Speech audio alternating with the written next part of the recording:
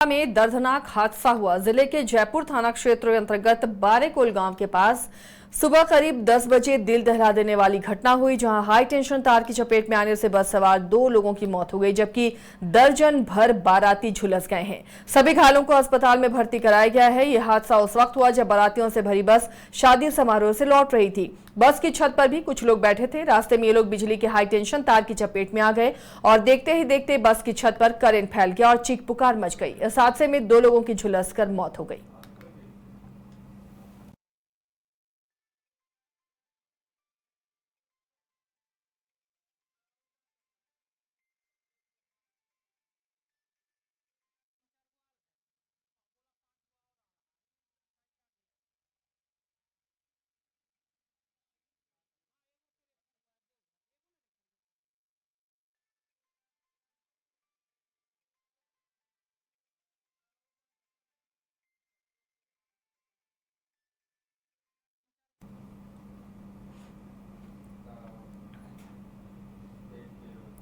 Motihari police और STF के द्वारा अंतर्राष्ट्रीय ड्रग्स तस्कर अनूप यादव को 2 करोड़ की अफीम के साथ गिरफ्तार किया गया है। मोतिहारी के रामगढ़वा थाना के आम बगीचा में अनूप यादव ड्रग्स की खरीद बिक्री कर रहा था, जिसके बाद पुलिस को सूचना मिली और पुलिस ने कार्रवाई करते हुए 2 करोड़ की अफीम के साथ 2,40,000 कैश भी बरामद किया। अंतर्राष्ट्रीय ड्रग तस्कर अनूप यादव नेपाल से पंजाब के साथ साथ कई राज्यों में अफीम की बड़ी खेप को भेजने का काम करता था।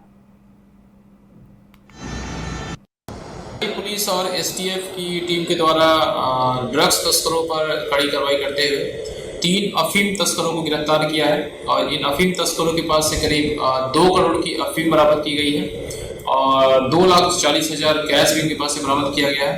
ये तीनों अफीम तस्कर जो है वो अंतर्राज्यीय तस्कर हैं, जो नेपाल से अफीम मंगवाकर पंजाब भेजते थे, जैसे इन्होंने पूछताछ में बताया है। इनसे और भी पूछताछ की जा रही है। इसमें से जो 2 अफीम तस्कर है वो झारखंड राज्य के चतरा जिले के रहने वाले हैं। इसका जो मास्टरमाइंड अनूप यादव, इसको गिरफ्तार किया गया है। इस पर करीब आधा दर्जन से भी ज़्यादा एनडीपीएस के केस दर्ज है और जो अन्य 2 तस्कर हैं उसमें से एक गया जिले का रहने वाला है और दूसरा जो है वो चतरा जिले का रहने वाला है।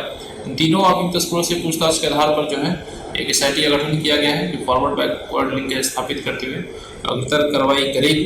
तीनों तस्करों को माननीय न्यायालय में अग्रसारित किया जाए। सुपौल के छातापुर थाना क्षेत्र के भट्टाबाड़ी में बीते 3 मई को कुदाल से काटकर एक नाई की हत्या कर दी गई थी और इसी कड़ी में मंत्री नीरज कुमार बबलू मृतक के घर पहुंचकर परिजनों का उन्होंने ढांढस बंधाया। इस दौरान उन्होंने मृतक के परिजनों को आर्थिक मदद भी की। हालांकि इस मामले में पुलिस ने त्वरित कार्रवाई करते हुए हत्या का आरोपी को गिरफ्तार कर उसे हिरासत में भेज दिया था, लेकिन घटना के बाद परिजनों में दहशत है। आरोपी के खिलाफ स्पीडी ट्रायल और सख्त कार्रवाई की मांग की जा रही है। बाकी आप नाम सब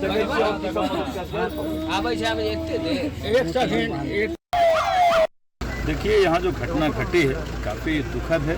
नाई समाज के हमारे भाई हैं और समाज में काम करते थे, इनको कुदाल से लोगों ने काट दिया। मुझे लगता है कि जो इस तरह का हरकत किया, कोई विक्षिप्त आदमी ही इस तरह का हरकत कर सकता है और इसके लिए हमने एसपी को बताया है, तो एसपी ने तुरंत कार्रवाई करके गिरफ्तारी कर लिया गया है और इसे अब स्पीडी ट्रायल चला करके सजा कराने का कोशिश हम लोग करेंगे कि जल्द से जल्द इस केस का फैसला हो, इसे सजा मिले। दोषी को दोषी बचेगा नहीं, जो भी और नाम वाम है सबकी गिरफ्तारी हो। देखिए, यहाँ जो घटना लखीसराय के डीआईपीएस नर्सिंग एंड पैरामेडिकल इंस्टीट्यूट प्रांगण में अंतर्राष्ट्रीय नर्स दिवस मनाया गया। इस कार्यक्रम की अध्यक्षता शशांक शेखर ने किया। वहीं मुख्य अतिथि के रूप में डॉक्टर नवल किशोर गुप्ता, अवधेश कुमार, अनिल कुमार सत्यार्थी और डॉक्टर श्रेया प्रवीण, डॉक्टर राम रंजन ने केक काटकर कार्यक्रम का उद्घाटन किया। अंतर्राष्ट्रीय नर्स दिवस पर हर साल 12 मई को ये मनाया जाता है। ये दिन आधुनिक नर्सिंग के संस्थापक फ्लोरेंस नाइटिंगेल की जयंती का प्रतीक है। स्त्री का साथ मेरे पास आए, उनके हम सारे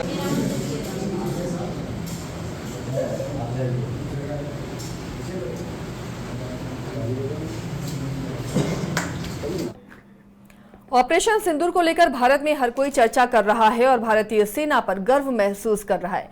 इसी कड़ी में 14 फरवरी में 2019 में जब जम्मू कश्मीर के पुलवामा हमले में शहीद हुए सीआरपीएफ जवान शहीद रतन ठाकुर की पत्नी राजनंदिनी ने भी ऑपरेशन सिंदूर पर भारतीय सेना को सलामी दी। उन्होंने कहा कि अभी बदला अधूरा है, अभी और बदला लेना चाहिए। शहीद की पत्नी राजनंदिनी ने कहा कि पाकिस्तान में भारत की सेना ऐसी कार्रवाई करे कि पूरा पाकिस्तान ही नष्ट हो जाए, ऐसा बम गिराए कि वहां छिपे सभी आतंकवादी मर जाए, जिससे कि आतंकवादियों का नामो निशान मिट जाए। मेरे पापा को पुलवामा अटैक में कुछ आतंकी घेर के उनको बम से उनके सब 3 जवानों को मार गिराया और बाकी जवान हल्का बच गए। अभी जो चल रहा है पता है क्या चल रहा है? क्या इधर हाँ, जम्मू कश्मीर में पहलगाम में आतंकियों ने हमला कर दिया है। जो मुस्लिम थे उनको छोड़ दिया, जो हिंदू आम आदमी थे उनको मार दिया, नारी लोग को छोड़ दिया गया था और बाकी भाग गए। अभी जो भारत जो पाकिस्तान और जंग छिड़ रहा है, ये जंग पुलवामा अटैक के दरमियान जिसे सर्जिकल स्ट्राइक हुआ और सर्जिकल स्ट्राइक 2 बार करना चाहिए। उस आतंकवाद का जब तक पाकिस्तान से खत्म न हो जाता है तो इंडिया में बार बार वो निर्दोष लोग, निर्दोष बच्चे जवान के साथ बार बार हमला करते हैं और हमारे देश के जवान शहीद होते हैं। वह एक चोर की तरह छिप करके वार करते हैं और हमारे देश के सपूत का वो जान लेते हैं। इसलिए हम प्रधानमंत्री और हम अपने देश के नौजवान को सलाम करता हूँ इस कार्रवाई के लिए। वो कस के आतंकवादी से मुकाबला करे और पाकिस्तान से आतंकवादी का हमेशा हमेशा के लिए खात्मा कर दे। हाँ, घुसकर बदला लेना चाहिए वो लोग को, जैसे वो लोग कर रहे अच्छा कर रहे और भी उनको खत्मा कर दे रहे यहाँ से। पूरे पाकिस्तान पर क्या करना चाहिए? पूरा पाकिस्तान पे जैसे बम गिरा करके उड़ा दिया जाए, नक्सल आतंकी सारे आतंकी और नक्सल को खत्म कर दिया जाए। अभी जो है अभी जो देख रहे हैं घर में, आप कैसे देखते हैं? बच्चे सबको क्या बताते हैं अभी जो कार्रवाई हो रही है या फिर जो हमला हो रहा है उसके बारे में? शराब के अवैध धंधे की सूचना पर छापेमारी करने पहुंची पूर्णिया भवानीपुर पुलिस पर शराब कारोबारियों ने हमला करते हुए जमकर पथराव किया। शराब कारोबारियों के द्वारा पुलिस टीम पर लाठी डंडे और दबिया से हमला किया गया और पथराव किया गया। शराब कारोबारियों के हमले में भवानीपुर थाना में कार्यरत अवर निरीक्षक इकबाल खान, वाहन चालक और चौकीदार अशोक कुमार घायल हुए हैं। शराब कारोबारियों के उग्र रूप को देखते हुए पुलिस टीम ने घटनास्थल से जाकर अपनी जान बचाई है। इस दौरान पुलिस अधिकारियों ने हमलावरों से एक दबिया और करीब 30 लीटर अवैध देसी शराब भी जब्त किया।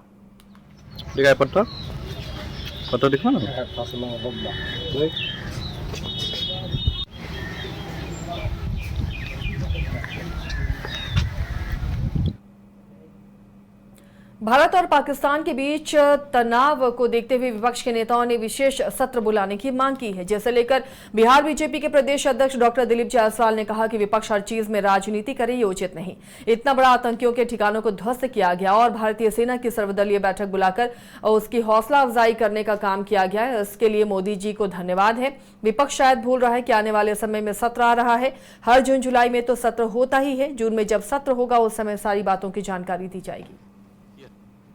देखिए, है क्या, विपक्ष हर चीज में राजनीति करे, ये उचित नहीं है। इतना बड़ा आतंकियों के ठिकानों को, 9 आतंकियों के ठिकाने को ध्वस्त किया गया और भारतीय सेना सर्वदलीय बैठक बुला करके भारतीय सेना के हौसला अफजाई करने का काम इस देश ने किया है। इसलिए सरकार को अपना काम, जो काम ईमानदारी से माननीय मोदी जी के नेतृत्व में हो रहा है और जिस तरह से हमने 9 आतंकियों के ठिकाने को नस्ताबूद करने का काम किया, इसके लिए मोदी जी को बहुत धन्यवाद है। सत्र आने वाले समय में, विपक्ष शायद भूल रहा है कि आने वाले समय में सत्र आ ही रहा है। प्रत्येक जून जुलाई में तो सत्र होता ही है जून में, तो सत्र में फिर सारी बातों की जानकारी दी जाएगी।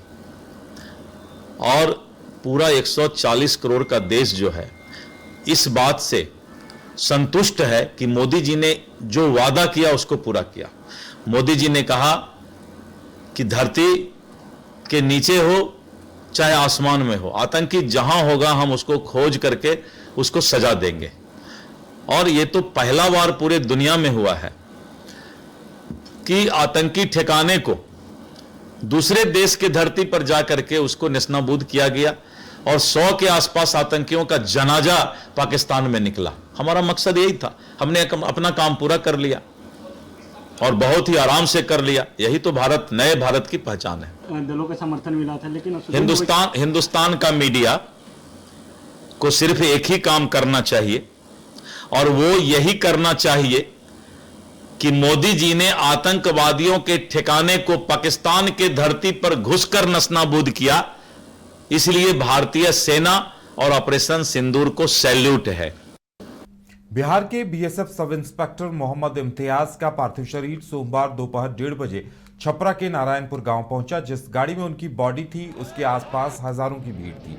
भारत माता की जय और पाकिस्तान मुर्दाबाद के नारे लगते रहे। एसआई की पत्नी शाहीन आजिमा को 2 दिन तक शहादत की खबर नहीं दी गई थी। दोपहर 1:30 बजे शव पहुंचते ही वो बेसुध होकर गिर पड़ी। पार्थिव देह को घर में अंतिम दर्शन के लिए रखा गया है। इससे पहले मोहम्मद इम्तियाज का शव दिल्ली से पटना लाया गया, फिर यहां से छपरा भेजा गया।